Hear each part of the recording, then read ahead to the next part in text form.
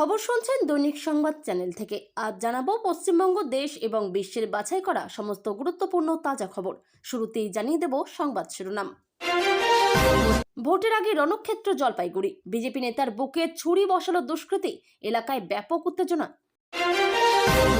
ভোটের আগেই কাঁপবে বাংলা, রাত পোহালেই আসছে কেন্দ্রীয় বাহিনী, সবার নজর শুভেন্দুর গড়ে। তৃণমূলের প্রার্থী তালিকায় বড় রদবদল, ৭৮টি পরাজিত আসনে নতুন মুখ, বাদ পড়তে পারেন একাধিক হেভিওয়েট। বাংলায় সরকার গড়েই প্রতিটি অনুপ্রবেশকারীকে তাড়ানো হবে, মন্তব্য অমিত শাহের। রাজ্যে রাষ্ট্রপতি শাসন, বিরাট ইঙ্গিতে তোলপাড় ফেললেন সুকান্ত মজুমদার। বিজেপিতে যোগ বঙ্কিমচন্দ্রের পরিবারের সদস্যের, বঙ্কিম দা ক্ষতে প্রলেপ পদ্ম শিবিরের। সম্পত্তি বাজেয়াপ্ত করার পর এবার হুমায়ুনের জামাইকে তলব, ভোটের আগে নোটিশ ঘিরে জোর চর্চা রাজ্য রাজনীতিতে। লাখ লাখ টাকা আত্মসাতের অভিযোগ, ভোটের মুখে আইনি নোটিশে কালঘাম ছুটল বিধায়ক অভিনেতার। ওড়িশায় ছেলে ধরা সন্দেহে বাংলার 2 মাইক্রো অবজারভারকে মারধর, তদন্তে পুলিশ। বিধানসভা ভোটের আগে আলু চাষিদের স্বস্তি, সহায়ক মূল্য কেজি প্রতি 9 টাকা 50 পয়সা ঘোষণা রাজ্য মন্ত্রিসভার। অভিষেক সরব হতেই অ্যাকশনে পুলিশ, বিজেপির দলীয় কার্যালয়ে উচ্ছেদ অভিযানে ধুন্ধুমার। সম্পত্তি বাজেয়াপ্ত করেছে ইডি, মাথার ছাদ হারিয়ে কেন্দ্রীয় সংস্থার দপ্তরে হাজিরা অনিল আম্বানির। বাড়ি ভাসছে রক্তে, মেঝেয় পড়ে স্ত্রী ও 3 সন্তানের গলাকাটা দেহ, রাতের অন্ধকারে ভয়ঙ্কর ঘটনা। বেলডাঙ্গা কাণ্ডে ধৃত 31 জনকে আদালতে পেশ, 7 জনকে নিজেদের হেফাজতে চাইল এনআইএ, প্রশ্ন তুলল রাজ্য। শিলিগুড়িতে ধুন্ধুমার, বিজেপি সমর্থিত জনজাতি মিছিলে লাঠিচার্জ পুলিশের, আহত বেশ কয়েকজন, আটক 16। কলকাতা পুরসভা আয়োজিত ইফতার দাওয়াতে মুখ্যমন্ত্রী, পাশে জুনমালিয়া ফিরহাদ হাকিম। সামনের মাসের 5 তারিখই ছিল পরীক্ষা, হোস্টেল রুম থেকে উদ্ধার ডাক্তারি পড়ুয়ার মৃতদেহ, মর্মান্তিক ঘটনা নদিয়ার কল্যাণী JNM হাসপাতালে। দেহ থেকে আলাদা হয়ে গেল মাথা, দীঘা নন্দকুমার জাতীয় সড়কে ভয়াবহ দুর্ঘটনা, মৃত্যু 2 বাইক আরোহীর। মসজিদ বানিয়ে ভেদাভেদ করা হচ্ছে মুসলিমদের মধ্যে, ইমামের নিন্দা মমতার সামনে, নিশানায় হুমায়ুনের বাবরি তৈরির প্রকল্প। হাওড়ার পিলখানায় প্রমোটার খুনে আফগান যোগ, তদন্তে বিস্ফোরক তথ্য পেল পুলিশ। এসআইআর পর্বে মৃতদের পরিবারের সদস্যকে চাকরি, মন্ত্রিসভার বৈঠকে বড় সিদ্ধান্ত। 1 তারিখ থেকেই আইন শৃঙ্খলায় কাজে লাগানো যাবে বাহিনীকে, যদি ডিএম এসপিরা চান, জানালেন সিইও। বাবা দুরারোগ্য HIV-তে আক্রান্ত, স্কুল থেকে বের করে দেওয়া হলো 4 বছরের শিশুপুত্রকে। হ্যাকারদের দখলে সরাসরি মুখ্যমন্ত্রীর ইনস্টাগ্রাম, 47 জনকে পাঠানো হয়েছে মেসেজ। হাওড়ায় প্রমোটার খুনে মূল অভিযুক্ত হারুন এখনো অধরা, আগে থাকতেন আফগানিস্তানে, দাবি করল নিহতের পরিবার। বিচার মেলেনি আলিমুদ্দিনে, এবার CPIM ঘনিষ্ঠ আইনজীবীর বিরুদ্ধে থানায় যৌন হেনস্থার অভিযোগ নির্যাতিতার। কাঁপছে পাহাড়, 20 দিনে 50 বার ভূমিকম্প সিকিমে, বৃহস্পতিবার জোড়া কম্পনে ত্রস্ত উত্তরবঙ্গ। দাবি না মানলে সমস্ত সরকারি প্রতিষ্ঠান অচল হয়ে যাবে, তীব্র হুঙ্কার আন্দোলনকারীদের। সীমান্তের 10 কিলোমিটার এলাকা হবে সাফ, বঙ্গে বিজেপি সরকার গড়লে প্রথম কাজ কি, খোলসা করলেন স্বরাষ্ট্রমন্ত্রী। পাক জেলে বন্দি নামখানার 3 মৎস্যজীবী, অভিষেকের নির্দেশে পরিবারের পাশে দলীয় সাংসদ বিধায়করা। মহিলা কর্মীকে ফ্লাইং কিস দিয়ে বিতর্কে নারায়ণ গোস্বামী, ভিডিও পোস্ট করলেন শুভেন্দু অধিকারী। হিন্দু ভোট গেছে, এবার প্রত্যেকটা মুসলিম বুথেও হারবে তৃণমূল, বিস্ফোরক মেজাজে মন্তব্য শুভেন্দুর। খুনের পর দেহ লোপাটের চেষ্টা, প্রেমিকার দেহ বাইকে চাপিয়ে ব্রিজের নিচে ফেলল প্রেমিক ও তার পরিবার। বাজারে বাজারে ঘুরে খতিয়ে দেখলেন সবজির মূল্য, ভোটের আগেই ভোট প্রচার দিলীপ ঘোষের। ভোর রাতে বালুরঘাটে বিধ্বংসী আগুন, ভস্মীভূত অন্তত 6টি দোকান। এতক্ষণ শুনছিলেন সংবাদ শিরোনাম, এখন আসছি বিস্তারিত খবরে। তার আগে ছোট্ট একটা অনুরোধ, চ্যানেলে নতুন হয়ে থাকলে চ্যানেলটি সাবস্ক্রাইব করবেন। লোকসভা নির্বাচনের নির্ঘণ্ট প্রকাশের আগেই উত্তপ্ত হয়ে উঠল উত্তরবঙ্গ। বুধবার রাতে জলপাইগুড়ির হলদিবাড়ি ব্লকের নগর সাহেবগঞ্জ লীলাহাটি গ্রামে এক বিজেপি নেতাকে লক্ষ্য করে প্রাণঘাতী হামলার ঘটনায় ছড়িয়েছে তীব্র চাঞ্চল্য। আক্রান্ত নেতার নাম তপন রায়। তিনি পার মেখলিগঞ্জ গ্রাম পঞ্চায়েতের বিজেপি পরিচালিত পঞ্চায়েত সমিতির সদস্য। বর্তমানে আশঙ্কাজনক অবস্থায় জলপাইগুড়ি মেডিকেল কলেজে চিকিৎসাধীন তিনি। স্থানীয় ও পরিবার সূত্রে জানা গিয়েছে, বুধবার রাতে দেওয়ানগঞ্জ বাজার থেকে কেনাকাটা সেরে বাইকে করে বাড়ি ফিরছিলেন তপনবাবু। অভিযোগ, বাড়ির কাছেই এক যুবক তার পথ আটকে দাঁড়ায় এবং অকথ্য ভাষায় গালিগালাজ শুরু করে। কিছু বুঝে ওঠার আগেই হঠাৎ ছুরি বের করে সরাসরি বিজেপি নেতার বুকে আঘাত করে ওই দুষ্কৃতী। তপন রায়ের চিৎকার শুনে গ্রামবাসীরা ছুটে এলে অভিযুক্ত চম্পট দেয়। রক্তাক্ত অবস্থায় তাকে উদ্ধার করে প্রথমে হলদিবাড়ি গ্রামীণ হাসপাতালে ও পরে মেখলিগঞ্জ মহকুমা হাসপাতালে নিয়ে যাওয়া হয়। অবস্থার অবনতি হওয়ায় রাতেই তাকে জলপাইগুড়ি সুপার স্পেশালিটি হাসপাতালে স্থানান্তরিত করা হয়েছে। গ্রামবাসীদের দাবি, প্রভাস মণ্ডল নামে স্থানীয় এক যুবক এই হামলা চালিয়েছে। ঘটনার পর থেকেই অভিযুক্ত পলাতক। এদিকে বিজেপির জেলা কমিটির সদস্য অপূর্ব রায়ের অভিযোগ, এটি একটি সুপরিকল্পিত রাজনৈতিক হামলা। বিজেপিকে ভয় দেখাতে বেছে বেছে আমাদের সক্রিয় কর্মীদের টার্গেট করা হচ্ছে। অন্যদিকে নিহতের স্ত্রী শুক্লা রায় এবং মা কল্পনা রায় অভিযুক্তের কঠোর শাস্তির দাবি জানিয়েছেন। এই ঘটনায় এখনো পর্যন্ত তৃণমূলের কোনো প্রতিক্রিয়া পাওয়া যায়নি। হলদিবাড়ি থানার পুলিশ পুরো ঘটনার তদন্ত শুরু করেছে এবং অভিযুক্তের খোঁজে তল্লাশি চালাচ্ছে। বাংলায় বিধানসভা নির্বাচনের দামামা বেজে গিয়েছে। আগামী 28শে ফেব্রুয়ারি রাজ্যের চূড়ান্ত ভোটার তালিকা প্রকাশ হওয়ার কথা। আর তার ঠিক আগেই সীমান্ত থেকে মফস্বল সর্বত্র টহল দিতে রাজ্যে ঢুকে পড়ছে কেন্দ্রীয় বাহিনী। খবর অনুযায়ী শুক্রবার থেকেই রাজ্যের বিভিন্ন প্রান্তে পৌঁছতে শুরু করবে কেন্দ্রীয় আধা সামরিক বাহিনীর জওয়ানরা। ভোটারদের আত্মবিশ্বাস বাড়াতে এবং আইন শৃঙ্খলা পরিস্থিতি নিয়ন্ত্রণে রাখতে নির্বাচন কমিশনের এই পদক্ষেপ অত্যন্ত তাৎপর্যপূর্ণ বলেই মনে করা হচ্ছে। প্রাথমিক তালিকায় জানানো হয়েছে, আপাতত 240 কোম্পানি বাহিনী বাংলায় আসছে, যার মধ্যে সবচেয়ে বেশি নজর দেওয়া হয়েছে পূর্ব মেদিনীপুরে। সেখানে এক ধাক্কায় 14 কোম্পানি বাহিনী মোতায়েন করা হচ্ছে। পিছিয়ে নেই কলকাতাও। তিলোত্তমায় মোতায়েন থাকবে 12 কোম্পানি ফোর্স। এছাড়া দক্ষিণ দিনাজপুর ও মালদহে 12 কোম্পানি এবং বীরভূমে 7 কোম্পানি বাহিনী আসছে। অশান্তির আশঙ্কায় সুন্দরবন এলাকাতেও পাঠানো হচ্ছে 4 কোম্পানি বাহিনী। এর পরবর্তী ধাপে আরও 240 কোম্পানি ফোর্স ধাপে ধাপে রাজ্যে প্রবেশ করবে। অর্থাৎ ভোটের আগে মোট 480 কোম্পানি বাহিনীতে মুড়ে ফেলা হবে বাংলাকে। ইতিমধ্যেই বাহিনীর জওয়ানরা ট্রেনের মাধ্যমে বাংলার উদ্দেশ্যে রওনা দিয়েছেন। নিয়ম অনুযায়ী বাহিনী পৌঁছানোর 1 থেকে 2 দিনের মধ্যে নির্দিষ্ট জেলায় তাদের রুট মার্চ শুরু হবে। 28শে ফেব্রুয়ারি ভোটার তালিকা প্রকাশের দিন সম্ভাব্য বিক্ষোভ রুখতে এবং স্পর্শকাতর বুথগুলিতে শান্তি বজায় রাখতে বাহিনীকে বিশেষ সতর্ক থাকতে বলা হয়েছে। 2026 বিধানসভা নির্বাচনে জয়ের হ্যাটট্রিক সেরে চতুর্থবার নবান্ন দখলের লড়াইয়ে নামছে তৃণমূল। সূত্রের খবর, গত 2021 নির্বাচনে পরাজিত 78টি আসনে এবার সম্পূর্ণ নতুন এবং স্বচ্ছ ভাবমূর্তির প্রার্থীদের দাঁড় করানোর পরিকল্পনা নিয়েছে শীর্ষ নেতৃত্ব। এই তালিকায় যেমন দুর্নীতির অভিযোগে অভিযুক্তদের সরিয়ে দেওয়ার ইঙ্গিত রয়েছে, তেমনই রয়েছে ছাত্র ও যুব নেতাদের উত্থানের সম্ভাবনা। নিয়োগ দুর্নীতি মামলায় জেলবন্দি পার্থ চট্টোপাধ্যায়কে এবার আর টিকিট দেওয়া হবে না। তার বদলে পরিচ্ছন্ন ভাবমূর্তির কোনো স্থানীয় কাউন্সিলরকে ভাবা হচ্ছে। বালিগঞ্জ ও উত্তরপাড়া।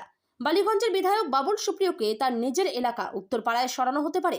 সেক্ষেত্রে উত্তরপাড়ার বর্তমান বিধায়ক কাঞ্চন মল্লিক বাদ পড়তে পারেন। বালিগঞ্জে প্রার্থী হতে পারেন অভিজ্ঞ মন্ত্রী শোভনদেব চট্টোপাধ্যায়। কামারহাটি ও খড়দহ।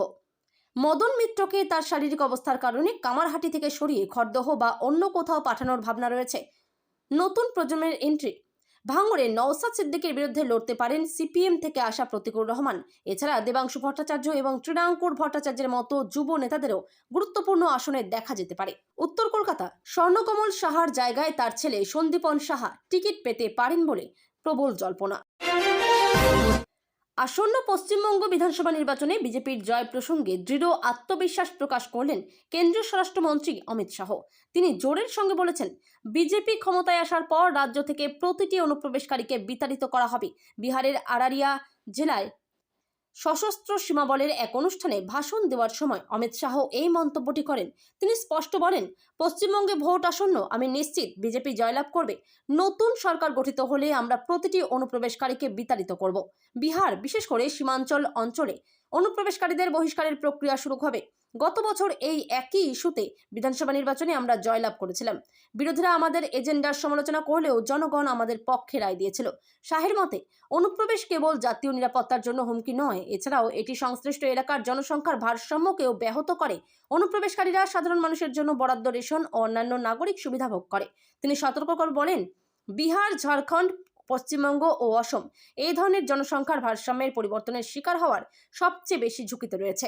নরেন্দ্র মোদী সরকার জনসংখ্যার ভারসাম্য বজায় রাখতে অঙ্গীকারবদ্ধ। অমিত শাহ তার ভাষণ শুরু করেন কিংবদন্তি স্বাধীনতা সংগ্রামী এবং হিন্দুত্ব আইকন বিনায়ক দামোদর সাভারকরের মৃত্যুবার্ষিকীতে শ্রদ্ধা জানিয়ে। তিনি আরও অভিযোগ করেন, 1857 সালের বিদ্রোহকে ভারতের প্রথম স্বাধীনতা যুদ্ধ হিসেবে দেখা হয় শুধুমাত্র সাভারকরের এই বিষয়ে একটি বই লেখার পর। বিজেপি সাংসদ সুকান্ত মজুমদার রাজ্যের শাসক দল ও মুখ্যমন্ত্রী মমতা বন্দ্যোপাধ্যায়ের নেতৃত্বাধীন তৃণমূল সরকারের বিরুদ্ধে তীব্র আক্রমণ শানিয়ে স্পষ্ট ভাষায় বলেন, বাংলার যুব সমাজের ভাতা নয়, প্রয়োজন স্থায়ী কর্মসংস্থান। একই সঙ্গে তিনি রাজ্যের নারী নিরাপত্তা ইস্যু ও আইন শৃঙ্খলা পরিস্থিতি নিয়েও সরকারের সমালোচনা করেন। কলকাতায় সাংবাদিকদের সঙ্গে কথা বলতে গিয়ে সুকান্ত মজুমদার বলেন, বাংলার সবচেয়ে বড় সমস্যা শিল্পের অভাব এবং কর্মসংস্থানের সংকট। যুবশক্তি প্রকল্পের প্রসঙ্গ টেনে তিনি প্রশ্ন তোলেন, যদি যুবক ও মহিলারা কাজ না পান তাহলে তারা কতদিন ভিন রাজ্যে গিয়ে শ্রম দেবে? কতদিন তারা 1000 টাকার সরকারি ভাতার উপর নির্ভর করে থাকবে? তার দাবি, মানুষ এখন কেবল ভাতা নয়, স্থায়ী কাজ চায়। মহিলা ভোট ব্যাংক নিয়ে মুখ্যমন্ত্রীর প্রভাব রয়েছে, এই দাবি উড়িয়ে দিয়ে বিজেপি সাংসদ বলেন, বিজেপির কর্মসূচিতে মহিলাদের অংশগ্রহণ ক্রমশ বাড়ছে। তার মতে, মহিলারা বুঝতে পারছেন যে বিজেপি ক্ষমতা এলে অন্নপূর্ণা ভান্ডারের মতো প্রকল্পের মাধ্যমে সরাসরি তাদের ব্যাংক অ্যাকাউন্টে আরও বেশি আর্থিক সহায়তা পৌঁছবে। তিনি জোর দিয়ে বলেন, আজ মহিলা ও যুব সমাজের একটাই দাবি, কর্মসংস্থান। আইন শৃঙ্খলা প্রসঙ্গে সুকান্ত মজুমদার অভিযোগ করেন, কাগজে কলমে আইন কঠোর হলেও বাস্তবে তা কার্যকর করার সদিচ্ছা নেই। তার দাবি, রাজ্য প্রশাসন, সুপ্রিম কোর্ট ও নির্বাচন কমিশনের নির্দেশ যথাযথভাবে মানছে না, যার ফলেই ভোটার তালিকার বিশেষ নিবিড় সংশোধন প্রক্রিয়া নিয়ে জটিলতা তৈরি হয়েছে।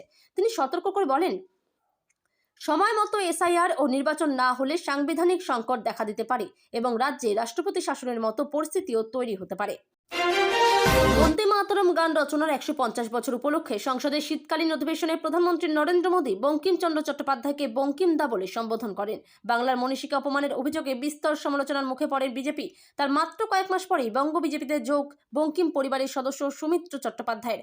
বৃহস্পতিবার সল্টলেকের বিজেপি কার্যালয়ে কেন্দ্রীয় মন্ত্রী ভূপেন্দ্র যাদব ও বঙ্গ বিজেপির সভাপতি শ্রমিক ভট্টাচার্যের উপস্থিতিতে পদ্ম শিবিরের পতাকা হাতে তুলে নেন তিনি। বিধানসভা ভোটমুখী বাংলায় বঙ্কিমদা ক্ষতে প্রলেপ দেওয়াই কি লক্ষ্য পদ্ম শিবিরের? স্বাভাবিকভাবেই তা নিয়ে চলছে জোর চর্চা। সল্টলেকের বিজেপি কার্যালয়ে কেন্দ্রীয় মন্ত্রী ভূপেন্দ্র যাদব ও বঙ্গ বিজেপির সভাপতি শ্রমিক ভট্টাচার্যের উপস্থিতিতে পদ্ম শিবিরের পতাকা হাতে তুলে নেন তিনি। বিধানসভা ভোটমুখী বাংলায় বঙ্কিমদা ক্ষতে প্রলেপ দেওয়াই কি লক্ষ্য পদ্ম শিবিরের? স্বাভাবিকভাবেই তা নিয়ে চলছে জোর চর্চা। বিজেপিতে যোগদানের পর সৌমিত্র চট্টোপাধ্যায় রাজ্য সরকারের কর্মসংস্থান নীতি নিয়ে প্রশ্ন তোলেন। তিনি বলেন, এমপ্লয়মেন্ট এক্সচেঞ্জের সঙ্গে যুক্ত লক্ষাধিক যুবকের তথ্য একটি প্রশাসনিক নির্দেশে মুছে ফেলা হয়। তার পরিবর্তে এমপ্লয়মেন্ট ব্যাংক গঠন করা হয়, যেখানে প্রায় 40 লক্ষ যুবক নথিভুক্ত হয়েছিলেন। পরবর্তীতে যুবশ্রী প্রকল্প চালু করা হয়, যা পরে বন্ধ করে দেওয়া হয়। বর্তমানে বেকার যুবকদের জন্য যুবসাথী প্রকল্প চালু করা হয়েছে, যা যুব সমাজের প্রকৃত কর্মসংস্থানের প্রয়োজন মেটাতে ব্যর্থ। সুমিত্র বাবুর হাতে দলীয় পতাকা তুলে দেওয়ার পর কেন্দ্রীয় মন্ত্রী ভূপেন্দ্র যাদব বলেন, বঙ্কিমচন্দ্র চট্টোপাধ্যায় রচিত বন্দে মাতরম দেশের মধ্যে জাতীয়তাবাদ ও দেশপ্রেমের চেতনা সুদৃঢ় করেছে। বঙ্কিমচন্দ্র চট্টোপাধ্যায়ের আদর্শ ও জাতীয়তাবাদী চিন্তাধারা পশ্চিমবঙ্গকে উন্নত বাংলা গঠনের পথে অনুপ্রেরণা যোগাবে। তাই এই যোগদান ইতিবাচক রাজনৈতিক ও সামাজিক পরিবর্তনকে আরও শক্তিশালী করবে। ভোটের মুখে ভরতপুরের সাসপেন্ডেড বিধায়ক তথা জনতা উন্নয়ন পার্টির চেয়ারম্যান হুমায়ুন কবিরের জামাইকে তলব করল পুলিশ। মাদক সংক্রান্ত একটি পুরনো মামলায় তাকে জিজ্ঞাসাবাদের জন্য ডাকা হয়েছে বলে পুলিশ সূত্রে খবর। আগামী 28শে ফেব্রুয়ারি সকাল 11টায় মুর্শিদাবাদের লালগোলা থানায় হাজিরা দেওয়ার নির্দেশ দেওয়া হয়েছে হুমায়ুনের জামাইকে। এদিকে এই ঘটনায় তোলপাড় পড়ে গিয়েছে রাজ্য রাজনীতি। ভোটের ঠিক মুখেই কেন তলব করা হলো সাসপেন্ডেড তৃণমূল বিধায়ককে? এই প্রশ্নকে ঘিরে রাজনৈতিক মহলে জোর জল্পনা শুরু হয়েছে। তবে পুলিশ স্পষ্ট করেছে, তদন্তের স্বার্থেই এই পদক্ষেপ এবং এর সঙ্গে কোনো রাজনৈতিক উদ্দেশ্য জড়িত নেই। বিষয়টি নিয়ে বিস্তারিত তদন্ত চলছে। পশ্চিমবঙ্গের চলমান ভোটার তালিকার বিশেষ নিবিড় সংশোধন প্রক্রিয়া নিয়ে গভীর উদ্বেগ প্রকাশ করলেন মুখ্যমন্ত্রী মমতা বন্দ্যোপাধ্যায়। বুধবার তিনি অভিযোগ করেন, একটি সুপরিকল্পিত চক্রান্তের মাধ্যমে রাজ্যের চূড়ান্ত ভোটার তালিকা থেকে প্রায় 1.2 কোটি ভোটারের নাম বাদ দেওয়ার চেষ্টা চলছে। মুখ্যমন্ত্রীর দাবি, এই অন্যায্য বাদ দেওয়া রুখতেই তিনি সুপ্রিম কোর্টের দ্বারস্থ হয়েছিলেন। মুখ্যমন্ত্রী জানান, শীর্ষ আদালতের নির্দেশ জারি হওয়ার 4-5 দিন পেরিয়ে গেলেও বাস্তবে কোনো পরিবর্তন চোখে পড়ছে না। তার অভিযোগ, আদালতের নির্দেশ সত্ত্বেও অশুভ উপায় বন্ধ হয়নি। তিনি স্পষ্ট ভাষায় বলেন, কোনো বৈধ ভোটারের নাম ভোটার তালিকা থেকে বাদ দেওয়ার বিরোধিতা তিনি করবেন এবং শেষ পর্যন্ত এই লড়াই চালিয়ে যাবেন। ভবানীপুরের একটি অনুষ্ঠানে বক্তব্য রাখতে গিয়ে মুখ্যমন্ত্রী বলেন, যাদের নাম অন্যায়ভাবে ভোটার তালিকা থেকে বাদ পড়তে পারে তাদের পাশেই তিনি থাকবেন। গণতন্ত্রের মূল ভিত্তি রক্ষার উপর জোর দিয়ে তিনি বলেন, লাইফ অ্যান্ড লেট লিভ জিও আর জিনেদো। মুখ্যমন্ত্রীর এই মন্তব্য ঘিরে পশ্চিমবঙ্গের রাজনৈতিক মহলে নতুন করে তীব্র বিতর্ক শুরু। বিধানসভা নির্বাচনের মুখে আইনি জটিলতায় জড়িয়ে পড়েছেন টলিউডের জনপ্রিয় অভিনেতা ও বিধায়ক। তার বিরুদ্ধে 68 লক্ষ টাকার ঋণ খেলাপির অভিযোগ এনে কলকাতা হাইকোর্টে মামলা দায়ের করেছেন অভিনেতা রাজনীতিবিদ শাহিদ ইমাম, যিনি অভিনয় জগতে শুভম নামেই অধিক পরিচিত। শাহিদ ইমামের দাবি, সোহমের সঙ্গে তার দীর্ঘদিনের ব্যক্তিগত ও পেশাগত সম্পর্ক রয়েছে। সেই ঘনিষ্ঠতার ভিত্তিতেই 2021 সালে তিনি অভিনেতা প্রযোজক সোহম চক্রবর্তীকে প্রায় 68 লক্ষ টাকা ধার দেন। অভিযোগ অনুযায়ী একটি বাংলা সিনেমা প্রযোজনার উদ্দেশ্যে দুজনের মধ্যে 2021 সালের 29 জুলাই একটি লিখিত চুক্তি স্বাক্ষরিত হয়। সম্ভাব্য ছবির নাম ছিল মানিকজোড়। চুক্তি অনুযায়ী শাহিদ ইমাম মোট 1 কোটি টাকা বিনিয়োগ করতে সম্মত হন। তারই প্রথম কিস্তি হিসেবে তিনি 68 লক্ষ টাকা সোহমকে প্রদান করেন। শাহিদের বক্তব্য, প্রথম দিকে টাকা ফেরত দেওয়ার আশ্বাস মিললেও দীর্ঘ সময় পেরিয়ে গেলেও সম্পূর্ণ অর্থ তিনি ফেরত পাননি। প্রায় 2 বছর অপেক্ষা করার পর তিনি বাধ্য হয়ে আইনি পদক্ষেপ নেন। প্রথমে থানায় লিখিত অভিযোগ দায়ের করা হয়, পরবর্তীতে বিষয়টি আদালতে গড়ায় এবং তিনি হাইকোর্টের দ্বারস্থ হন। আইনি নোটিশে আর্থিক লেনদেন ও চুক্তির বিষয়টি স্পষ্টভাবে উল্লেখ করা হয়েছে বলে জানা গিয়েছে। ওড়িশায় ছেলে ধরা সন্দেহে নয়াগ্রাম ব্লকে কর্মরত 2 মাইক্রো অবজারভারকে মারধরের ঘটনায় চাঞ্চল্য ছড়িয়েছে ঝাড়গ্রাম জেলায়। জখম দুজনকে ওই রাজ্যেরই জলেশ্বরের একটি হাসপাতালে ভর্তি করা হয়েছে। রাজ্য পুলিশের তরফে ইতিমধ্যেই ওড়িশার পুলিশের সঙ্গে যোগাযোগ করা হয়েছে। শুধু তাই নয়, প্রশাসনের উদ্যোগে আক্রান্ত দুজনকে ঝাড়গ্রামে ফিরিয়ে আনার প্রক্রিয়া শুরু হয়েছে। কেন এই ঘটনা তা জানতে পুরো ঘটনার তদন্ত শুরু করেছে স্থানীয় পুলিশ প্রশাসন।